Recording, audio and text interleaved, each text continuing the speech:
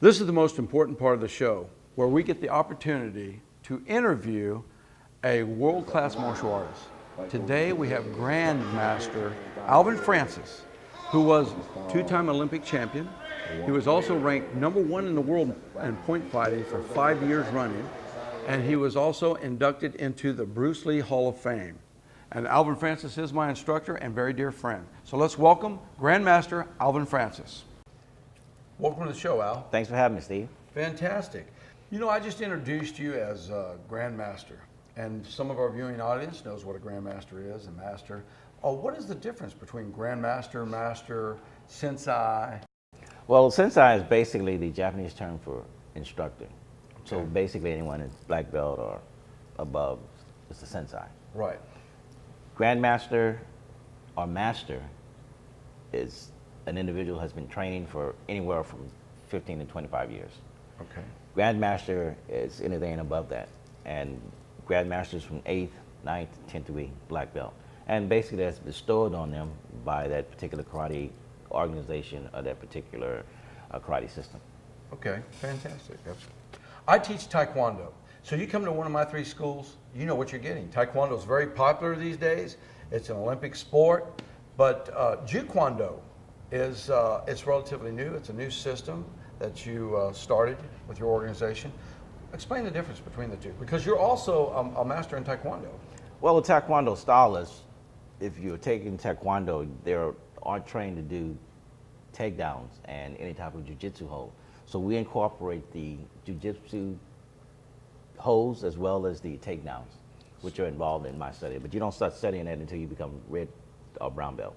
Oh, so you have to be an advanced Taekwondo practitioner. Right. You train them in basic and intermediate Taekwondo. Right. Once they hit the advanced portion of your program, then they get into the jiu-jitsu part. Right. And, okay. All right. Fantastic. Right. That's all right. And what makes Taekwondo different from Taekwondo? Well, we do a lot of takedowns. Taekwondo was the basic Korean style. We do a lot of hands and feet techniques, and no one basically incorporates any takedowns in their system other than jiu-jitsu. Yeah, back when you fought a lot, you were notorious for taking people down, flipping them, throwing them, stuff like that. So much so that they to try to get you out of the tournament circuit, they made it illegal to do flips, throws, and takedowns and stuff. You and Demetrius Savanas and some other black belts that trained with you and stuff were notorious. In the Southwest United States for doing flip throws and takedowns during tournaments to trap their opponent and score on them. Right. Yeah, it's great that you keep that. I teach that also. It's not required in our Taekwondo, but I teach it as a, if it works, I teach it. There you go. We use it in our sparring, yes. Yeah. All right, you are now a 10th degree black belt, something that many of us hope to become. Many of the people watching aspire to become a 10th degree black belt. What I'd like to know is, you're there, you're a grandmaster, you made it. What inspired you as a child or a kid? How were you when you started, and what inspired you to get started? Well, when I was younger, I was very, very small, smaller than what I was. And karate was one of the new things that came out, and no one knew that much about it. And being raised on the east side, being small, you picked on a lot. Excuse me, are we talking about like 68, 67? Yeah, back in the early 60s. Yeah. Oh, wow. Yeah. Okay. So, for the first 5-6 years, I told everyone I was in karate, and it was a lot that I lived for a while. And then I got was into a form of protection, like a rattlesnake. Some snakes rattle their tail and they don't have any venom. Yeah, so you're telling people karate to keep safe. To keep safe, yeah. And then when I went to college, I finally got into a formal class, and that's basically how it started. And there's been thousands, millions of people who have entered martial arts and never achieved black belt, never achieved mastery or become a master. And I mean, you're one of probably 3 grandmasters I've ever met or that I know. And that's very important, people, grandmaster. What kept your interest? I want to know what kept you going. What kept your interest? Well, it was a new sport, and I was good at it. I wasn't good at basketball, I wasn't good at football, track. So I got into a sport that I knew that I could dominate. I knew because I love to fight. That was basically my instinct. And then I also like to help people. I have this, what we call the superhero syndrome. Right. Yeah, we all have it. Yeah. If you're a black belt. and that carries on into my life. Yeah, great. Another question I'm sure everybody out there, our viewing audience, and I would like to know, or ask, is, you know, you are a world-rated point fighter, like the Karate Kid was point fighting. Right. And the viewing audience and a lot of people understand that. Now, kickboxing, they've seen kickboxing and they've seen it in the MMA and stuff. What's the difference? What you were there when it changed from point karate to kickboxing. You were one of the pioneers, one of the first kickboxers in the United States. So, what was the difference, and what was the birth of the kickboxing, from opposed to doing point karate? I think the innovative safety equipment that they came out with, when they started using safety equipment, people wanted to promote karate in a different way. They had these guys that wanted to go beyond just simple point fighting. The way it is now, most guys don't want to do point fighting, most guys don't want to do full contact anymore, they want to do MMA.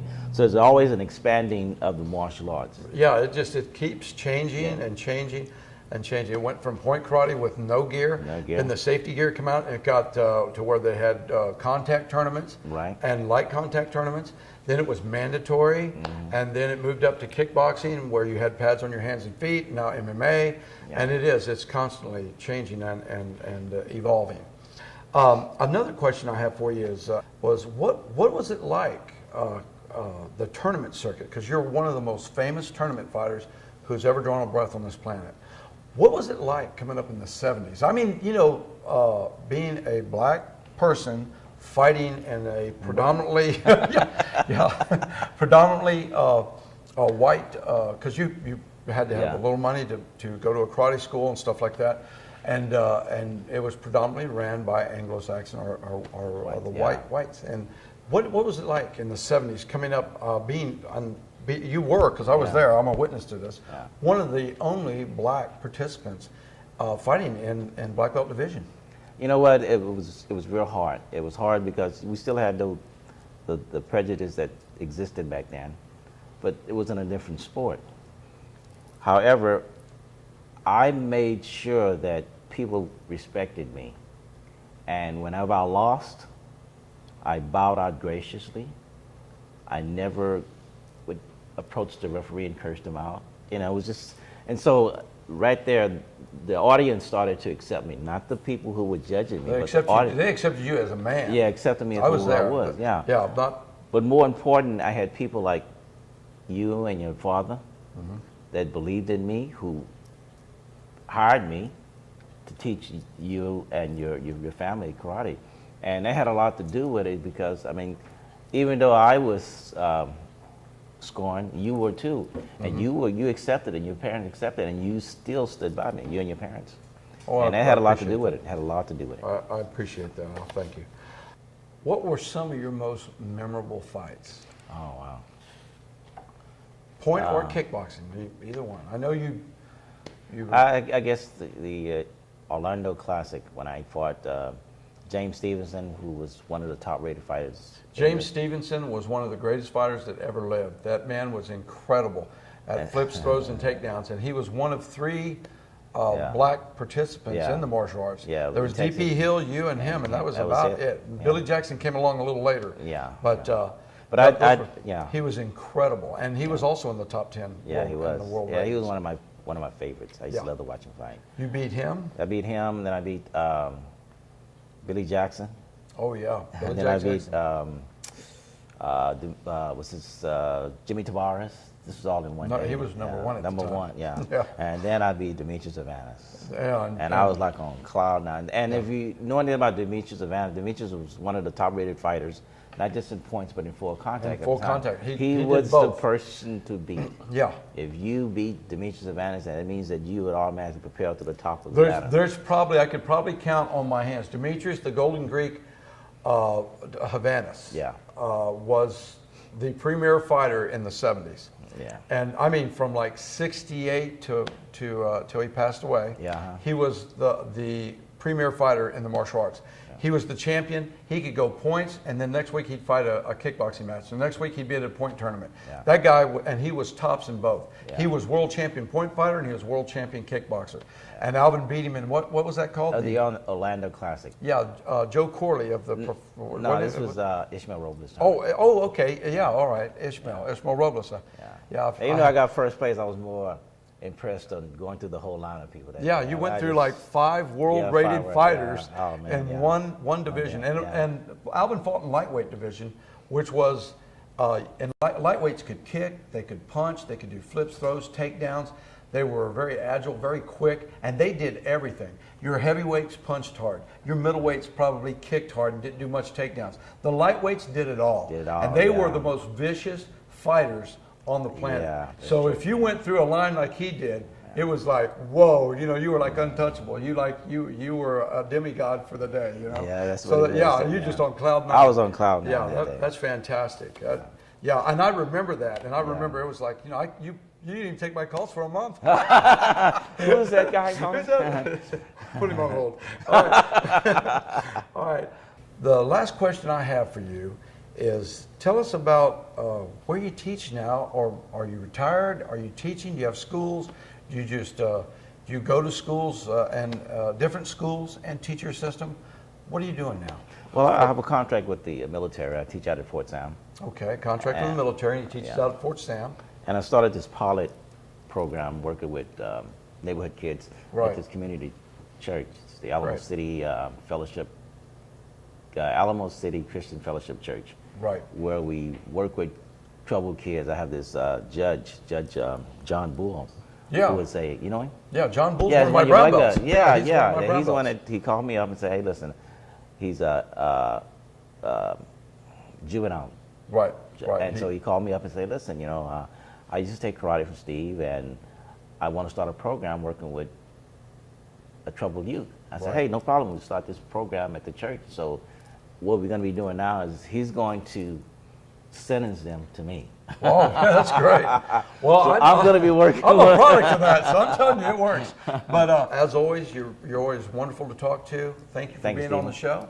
Always a pleasure. All right. Now, we have one favor we want to ask you, and we would like you to show us like a Taekwondo technique that one of your beginners would learn, and then we want you to do a JiuJitsu technique that one of your advanced people would learn. And explain the difference up in the ring in your uniform. Would you honor us? I'd be more than happy to do it. How much money you got?